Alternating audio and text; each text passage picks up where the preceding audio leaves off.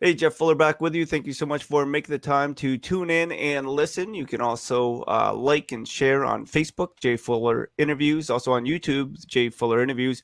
Copy and paste, share this interview and others with others because I believe people's stories will make our stories better if we simply take the time, make the time, listen, unlearn what we thought was right to relearn what is right. And one with a tremendous story is Mr. Micah Ortega. Micah, welcome in. Howdy, how you doing? I'm doing well. And so you were of Five Iron Frenzy fame. And before we get to that, I just wanted to share that your cousin Leonore Till was a guest on the program, and she was a lot of fun to get to know. Five Iron Frenzy, interest of full disclosure, I grew up playing basketball. So I was listening to hip hop and rap because I thought that's what the cool thing was to do.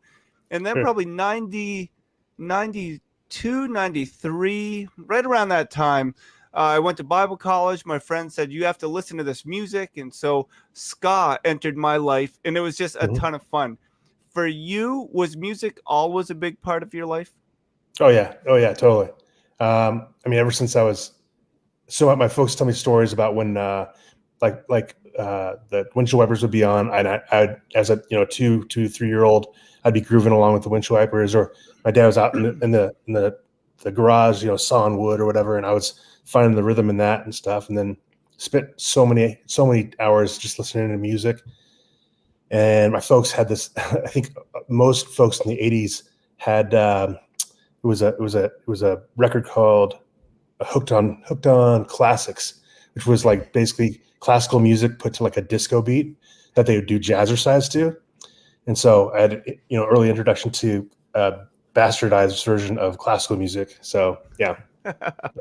Hey, and so I assume he was your grandfather as well, but Leonore mentioned that her grandfather played music. Was that just your family history that you carried it on, or who introduced you to that love of music or that thought of music? Just your parents or someone else? I mean, the whole family is pretty musical, like to some degree or another, whether it's singers. Uh, and actually, me and Leonore, we call each other cousins, but technically we're second cousins. So her grandpa and my grandpa are brothers. Okay. So her grandpa, I think, played the sax, and then my grandpa played like the keyboard and guitar as well. I mean, the whole family's all across the board plays music, and it's just, I think when it's like that, it's just built into you. So I remember sneaking into my dad's closet and getting his acoustic guitar out and trying to learn how to play it, at 4 years old. That's awesome. Yeah. Yeah, my mom plays the accordion. My parents have always sung in church and are relatively musical. For me, being adopted, I said that it skipped that gene or that generation, but Right. there's just something about it. Micah Ortega, part of Five Iron Frenzy, you guys just came out with a new album, Until This Shakes Apart. Talk to me about what that was like, getting back together. When you first heard of the possibility, were you excited about it, or were you kind of dreading that thought? No, I was excited. It's started as a seed of like, hey, let's record 1 to 3 songs, and then it just kept on going. We were like, well, we could probably do 5, and but why not do 7? Just do an EP, and then more and more came out, and it was cool. It's nice to have enough music to pick from and choose what you want to throw on a record and what you want to not throw on the record, as well. So And so when I was in Bible college, maybe I just graduated, 97 or 98, I went to Cornerstone, the music festival, saw you yeah. guys there. And it was right after Reese had a pretty bad breakup. And I kind of snuck on the bus after the show or the following day and got to speak with him a little bit. And I just thought that was kind of a cool opportunity. But I understand that was kind of a difficult summer for you guys. When you think about being in a band that kind of made it, at least within that Christian terminology, first of all, what was that experience like to have such highs, but like that summer to have lows as well? uh, I mean, I think it's the answer is kind of contained within the question. I mean, Yeah. and being that we've only lived our own lives, it's hard to compare it to anything else. So definitely was a cool summer. And I know Leonore's experience. that summer was like she was super like cloud nine and stuff, and a lot of us other band members were going through something totally different emotionally. Reese with the breakup of a relationship there, and it was just weird. Yeah, we'd been on the road a lot at that point, and I think we were all sort of missing home and feeling like we were part of the machine a little bit, So I think when I look at high schoolers, and I have the opportunity to coach a little bit, but sometimes kids think it would be awesome to be a professional and to get paid to whether play a sport or to travel like you did. When that opportunity became a reality, how old were you? I guess I was probably 19. Yeah, so just So just just out of high school. what advice would you tell your 19-year-old self of what to expect about that time? Um, I think I would say expect to have a lot of downtime and use the time wisely. Like learn as much as you can with all that downtime, because you're going to have a lot of it, and filling time on the road is one of the hardest things to do without losing your mind a little bit. So And then especially for you guys, Five Iron Frenzy, 8-person band. How many times, I know for myself, or at least for some of us, we said if you get in a fight with your guy friends, you just punch each other, and then in a day it's over and it's done with. But I've heard that sometimes it's a little bit different as well. With that 8-person band, did you have those confrontations? How did you handle conflict, especially being on the road together? I mean, everybody handles conflict differently. Like typically, I try to be a peacemaker, and having been like a middle child, there was always the conflict between my older sibling and my younger sibling, and I would sort of play the I guess advocate for both, and uh, and kind of feel like that sort of carried over into the band as well.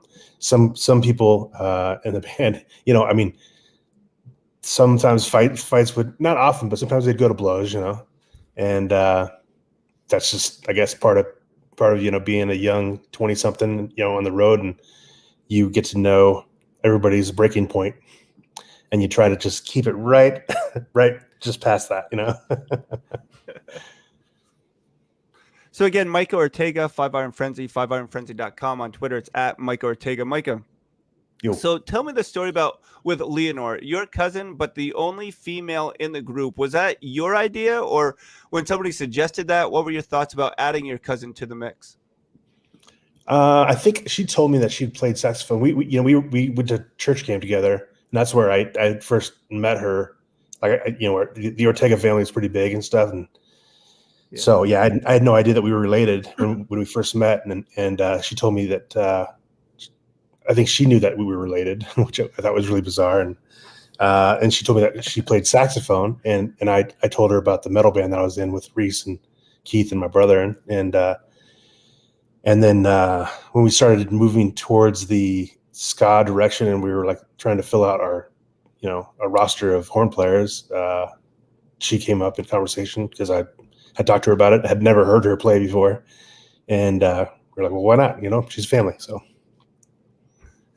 That's awesome. With having so many members, was it because you all were friends, so you didn't want to leave anyone out? Or was it something that you just felt like you needed to be that large to really accomplish the style of music you wanted to put out?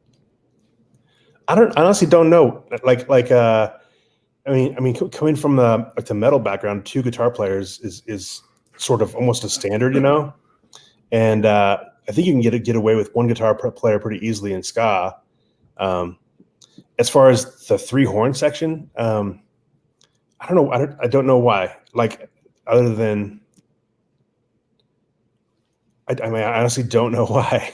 Like, the last person to join the band was Dennis, who's probably one of the best musicians out of all of us. But he definitely tightened up the whole horn section, which was great.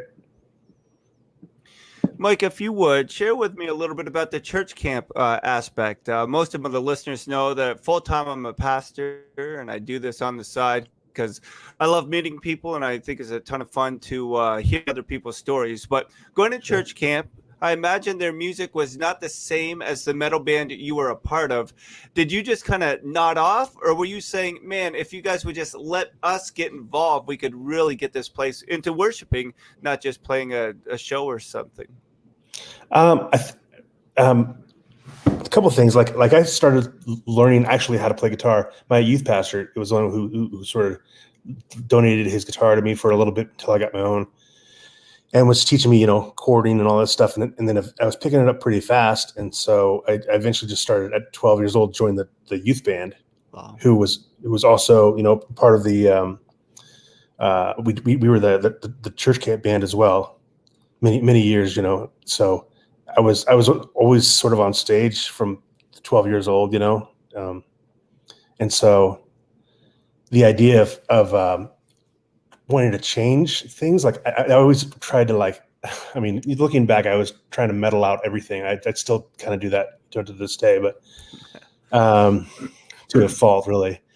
But I think that as I grew in my worship experience, I realized that what I wanted to do on stage, and what, not that you can't worship to the stuff that we put out, but it's not worship music, like, Sure. Yeah. so, like, in to this day, I don't play in worship bands, or because I don't want to be the focus of attention, right, where Yes. I should not be there, Right. Right.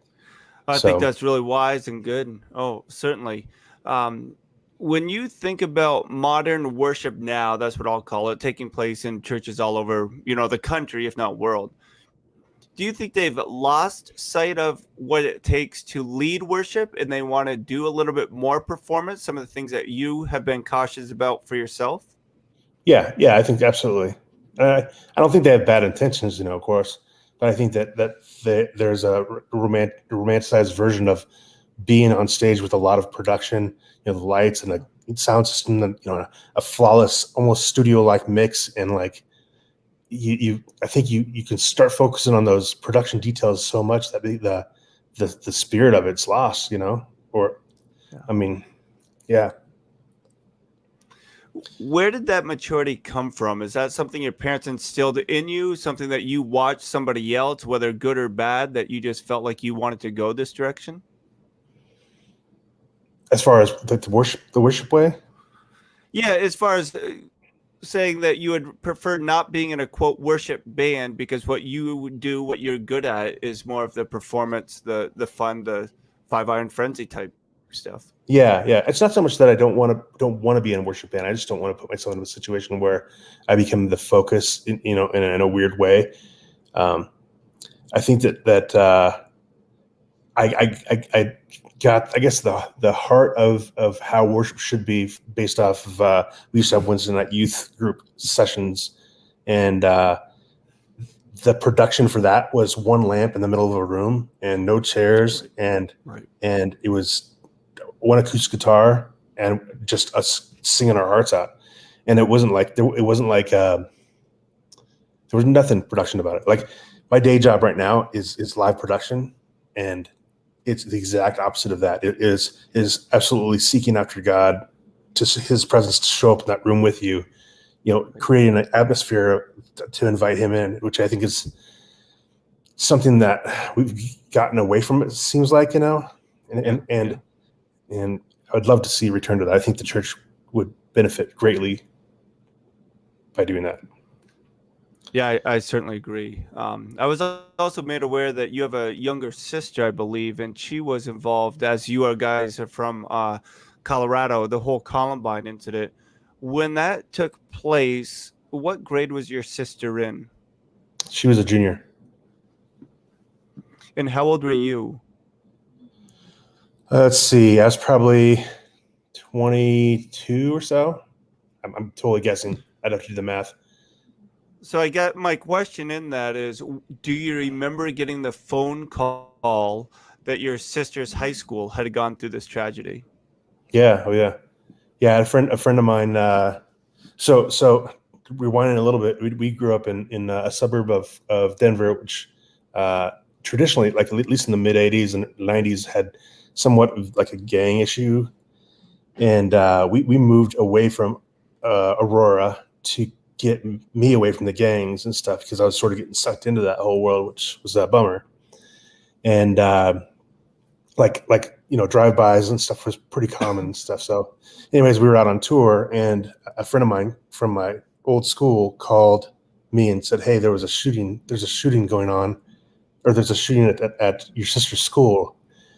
And I was like, okay, well, I guess it followed us to the suburbs, like to the nice, Littleton or whatever, thinking it was, another drive-by or whatever, and not realizing the extent of it. So I called my mom to find out what was going on. She was frantic and just, beside herself trying to find where Amy was. And it was a bummer. It was a weird bummer of a day, So Where were you at with your faith at that point?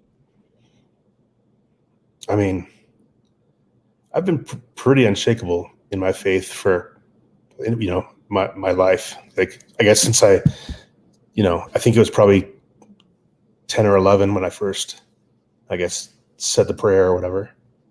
And so, yeah. Micah Ortega makes some time, 5 Iron Frenzy fame. When you hear that you've been part of 5 Iron Frenzy, when you see people wearing your swag and talking about the different concerts that they've attended with you on stage and leading, do you have to pinch yourself, or do you just remember those days fondly and just look forward to kind of putting on shows now or whatever the future might have? Honestly, I think having been on stage so early, like at 12 years old, I think that sort of prepared me in a way that mentally, that it's just an extension of what I was like doing when I was a kid. It's just bigger crowds is all it is. So I don't really think too much of it.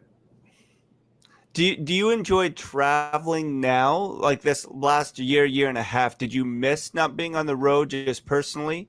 Or is that something that you traveled so much that you're just kind of content not going as far, or being on the road as often?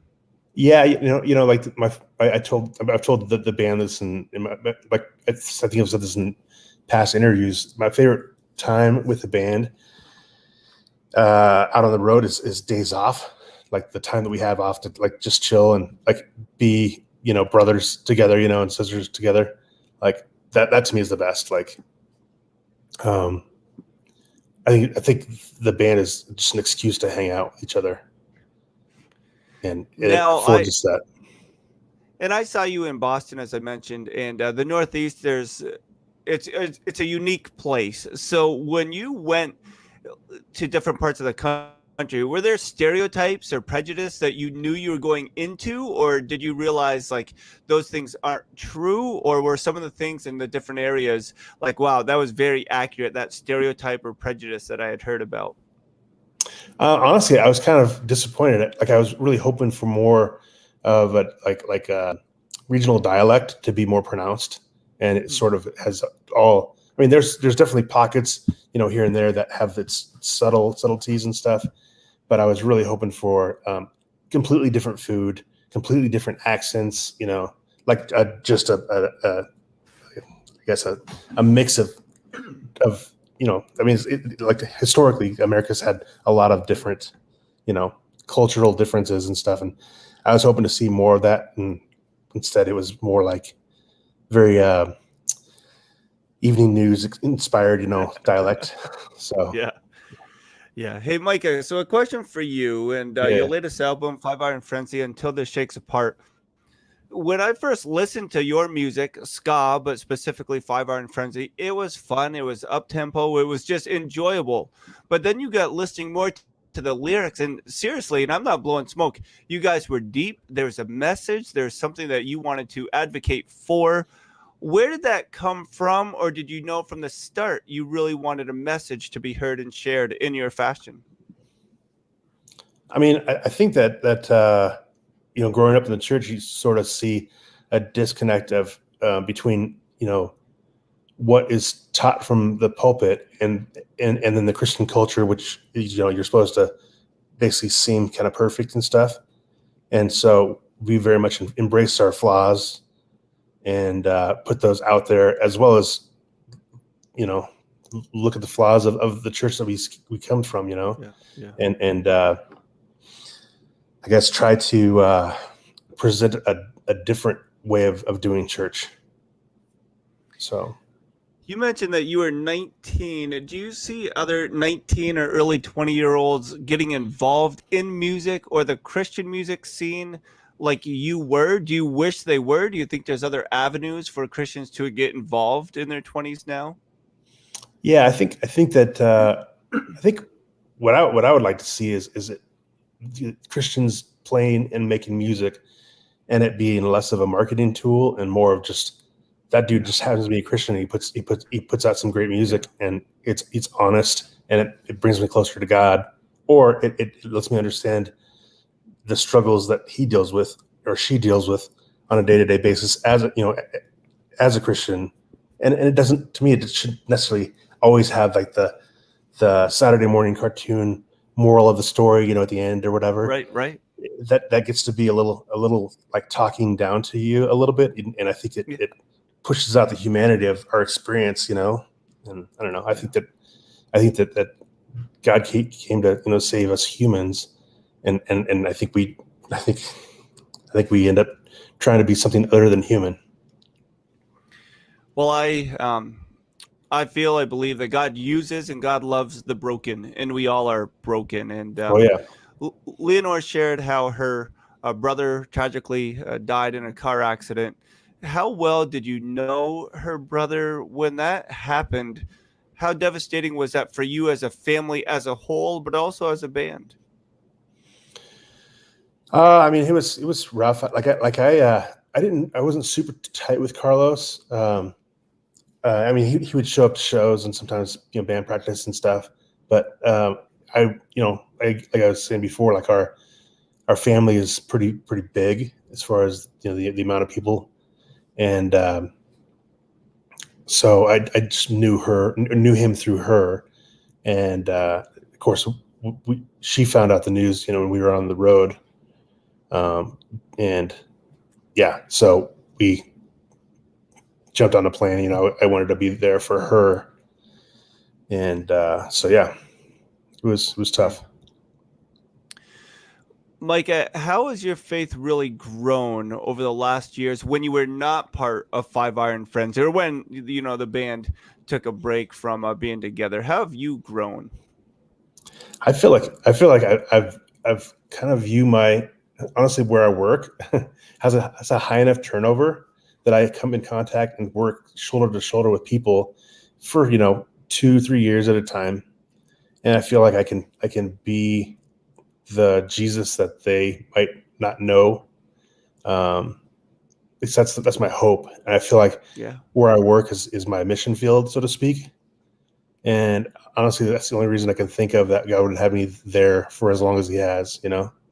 Is like I'm very much a homebody, so I think that pushes me out into the world, so to speak. Yeah.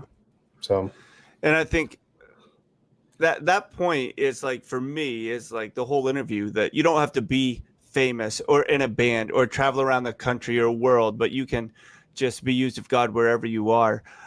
For yourself, when you think about those that want to be like you, I asked Leonore, I said, when did you know you were famous? And she said she was trick or treating or something, and there was a girl dressed up like her.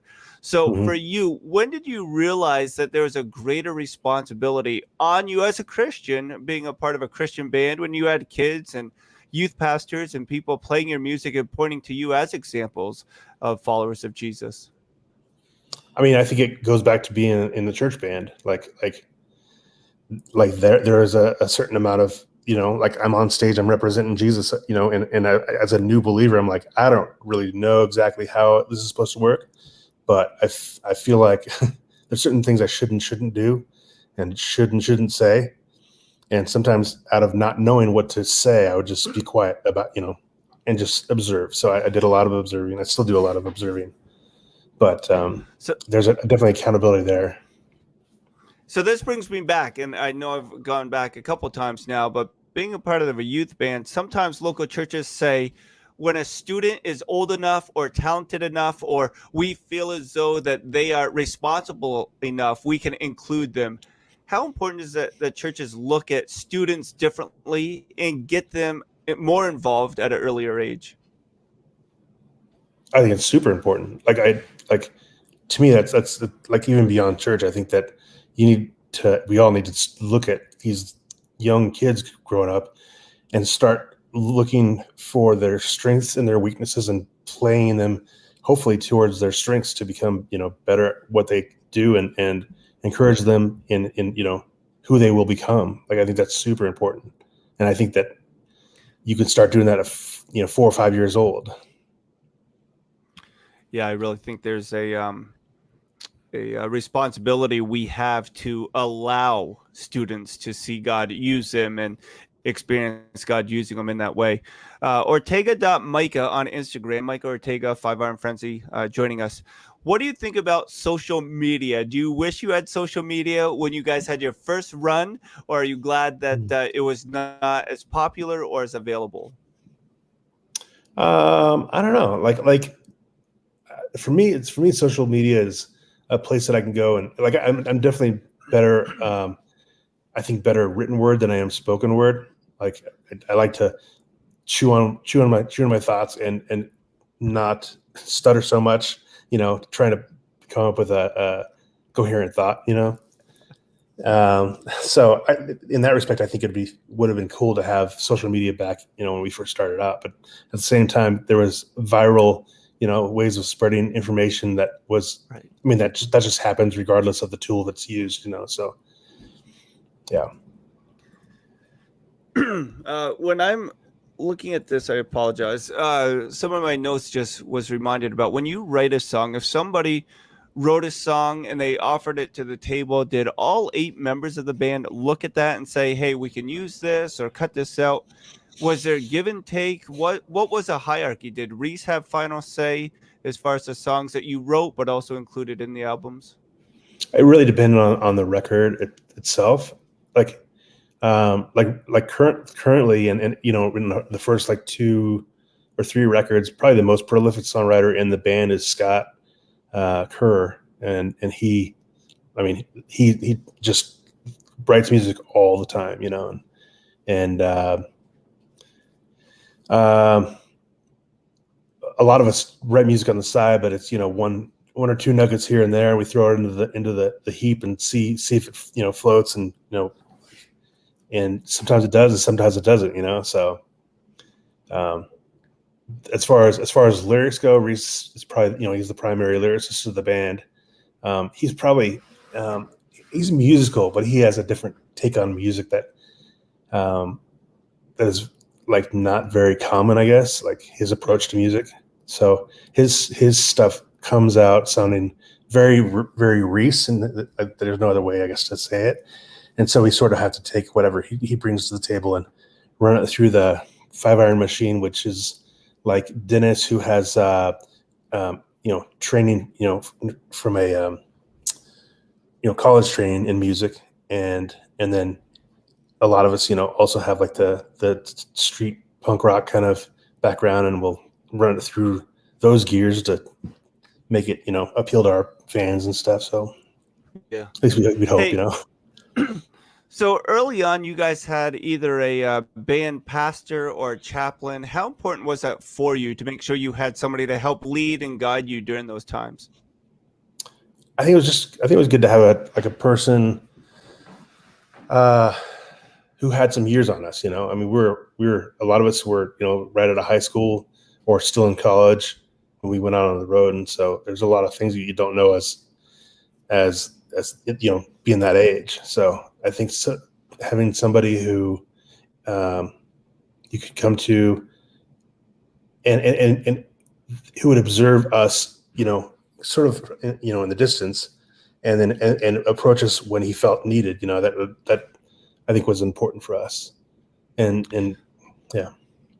So the movie Chariots of Fire, I think it was Eric Little, right? I forget his name now, but he said, when I run, I feel the pleasure of God. For you, when you were on stage, when you were singing, performing, but you were doing it for God's glory, is that when you kind of came out of your shell and you knew that's what you were created for that time of traveling so much with 5-Iron Frenzy?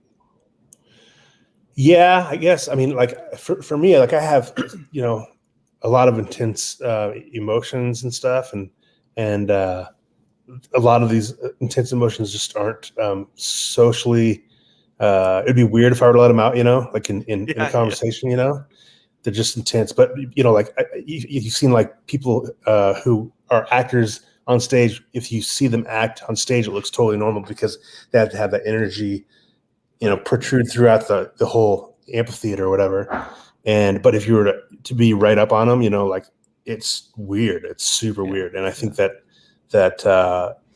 is true for me, where I have this intensity that I need to keep in check. And when I get on stage, that's when I can let it loose, I certainly agree with that. And I coach a little bit of basketball, and I always tell my players that full time I'm a pastor, and it gets frowned upon if I'm yelling. So I can yell and encourage, and that gives me that outlet. But Micah, for you, being able to sing and have those vocals, was that something you were reluctant about, and you just wanted to play music and not sing music, or was that something you always knew you wanted to have part of your side of the band?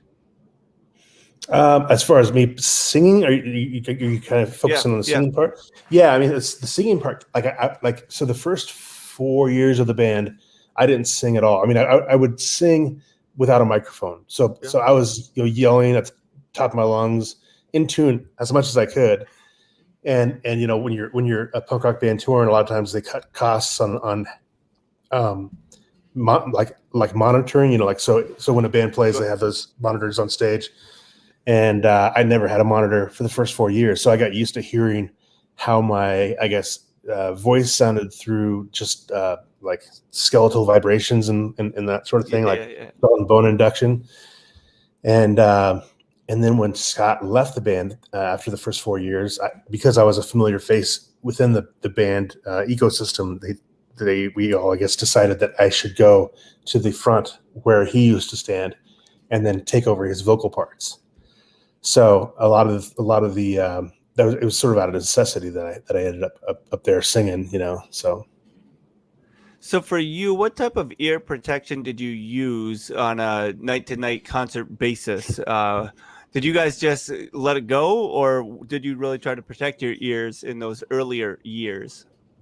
No, we pretty much just let it go. Yeah, we should have been wearing ear protection a lot more. I mean, the problem is, when you're a kid like that, you don't know. I mean, you definitely, after the shows, you go to sleep with the ringing in the ear, which is just terrible, and you're doing damage and stuff. But then the next night you're up on stage doing it again, and then the other thing is to know exactly what you need to hear out of the monitor, Right. and a lot of times you can become what I would call a victim of the sound guy, where he kind of leads you to your own devices and you're asking for things you probably shouldn't be asking for. And you're getting this mix cranked up louder and louder and louder. And the point where you stop is when just below feedback, and like you hear the feedback and just back it off a touch. And at that point, then the next guy turns his wedge up that loud because he's trying to, not be drowned out by your wedge. And it's like this thing that spirals out of control. There's smarter ways to do band than that. And you forget that, or maybe we didn't know that, like the initial thing about music is it should sound good. It shouldn't just sound loud, Yeah. So, yeah. Hey, so talk to me a little bit more about Until This Shakes Apart. It's the newest album by Five Iron Frenzy. You guys took some time off, came back together to do this. And especially during COVID or at the tail end, you guys launched this album, Until This Shakes Apart. What song on there would you suggest a non-Christian, a non-believer listen to or be exposed to?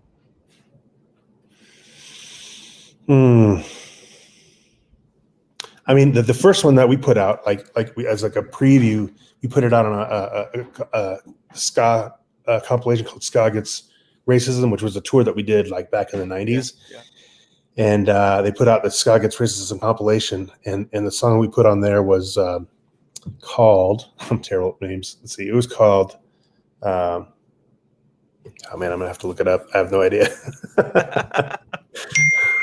It was called,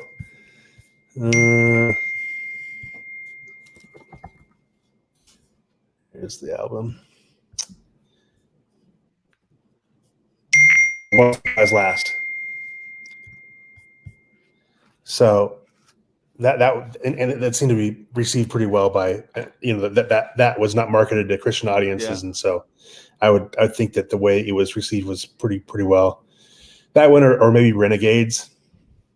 Sure. Both are And I should have asked you off there. I'll just ask you right now, because when I asked, like, where should I buy this CD, buy this album? I just went to Amazon. Is that where people should buy it? Is there a preferred place? Do you get more money, royalties, if they buy it from your website? Where should people buy Until This Shakes Apart? Yeah, if you buy from the website, that's definitely the highest profit margin for us there. So yeah, that would be nice, But any place works, and if you can't afford that, and you're listening to it on streaming, cool, whatever. So, Mike, over the last few years now, there have been people that I've looked up to as pastors, ministry leaders, that either have said that they're no longer Christians, that have chosen to, at least by their profession, say they walked away from the faith. There's been many ministry leaders that have fallen, that it's come out that they haven't lived that integrity. When you hear those stories of friends or people you've looked up to that say they're no longer Christians, does that motivate you to live more like Jesus, full of love and grace, or does that just kind of disappoint and discourage you at the same time?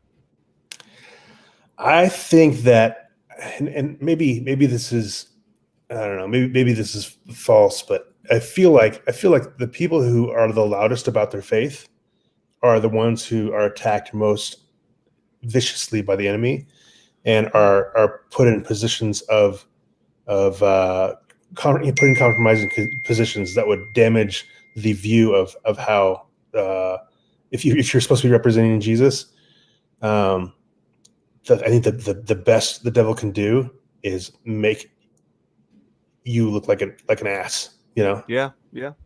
So I think that people who are in very prominent positions, I have a hard time trusting, where they're coming from. I want to have the benefit of the doubt, and give them the benefit of the doubt. Right. But I'm like, those dudes are under attack so much, and to pray for them is probably the best thing you could do. So 2 questions, and we'll get you out. This is Micah Ortega, 5ironfrenzy.com, 5ironfrenzy.com. Until This Shakes Apart. On Instagram, Ortega.Micah. On Twitter, @Micah Ortega. So the first question is simply, how do you stay strong in your faith? What's a spiritual discipline that you make sure you do not miss each day or each week? I don't know if I have. I mean, unfortunately, I'm probably the least disciplined person, out there. So to give examples of advice or whatever to how to be disciplined, I'm not the guy to ask. I'm totally not. Like for me, what's helped me stay strong, honestly, has been interactions with non-believers, and just trying to always keep in the back of my mind, I'm a representative of Jesus, and I need to, come at them with love, and if they have questions about, they heard some crazy thing that some Christian did, what do you think about that? And if I can give insight into that and defend the person who is crazy, or be like, that is not Christ-like at all. Those guys were in the wrong, and I guess, again, represent Jesus, So That's great. That's a tremendous answer, and I wish more Christians would understand that responsibility. Hopefully, a fun question for you. The final question we have for Micah Ortega. That's simply, if or when, maybe when the feature film comes out about your life and 5 Iron Frenzy, who plays you in that feature film? Oh man, I don't know. And if you want to start with other band members, feel free. But who plays you in that feature film? It was just based off looks. So I always tell people, for myself, if there's ever a feature film about my life, and if it could ever happen, I would want Dwayne "The Rock" Johnson to play me, because we look so much alike. Yes, identical. Yeah, totally. But what say you? For me, probably, and there would be no way, of course, but Probably maybe Scott Ian from the band Anthrax. Okay. Awesome. I think that'd be pretty cool. I could see Reese being played by the dude from those American Pie movies. I can't remember the guy's name, but I swear he's got the same mouth as Reese. It's just weird. Leonore, it'd be Gwen Stefani from No Doubt. Awesome. I don't know. I'm really bad with like actors' names. I don't really follow a whole lot of actors, so. Oh, it's good. But Micah, we thank you again for staying up late and being out in Colorado. We just wish you all success, 5 Iron Frenzy, with this latest album, Until This Shakes Apart. Cool. For you personally, and anyway, I just feel like I should do this. Probably should do it off air. But for you personally. Oh, you just froze.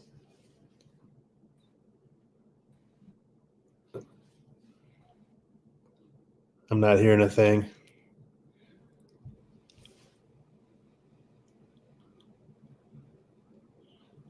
Oh, are you back? Mike, are you still there? Yeah, I'm here. Yeah, I apologize about that. It's all right. So I don't know what just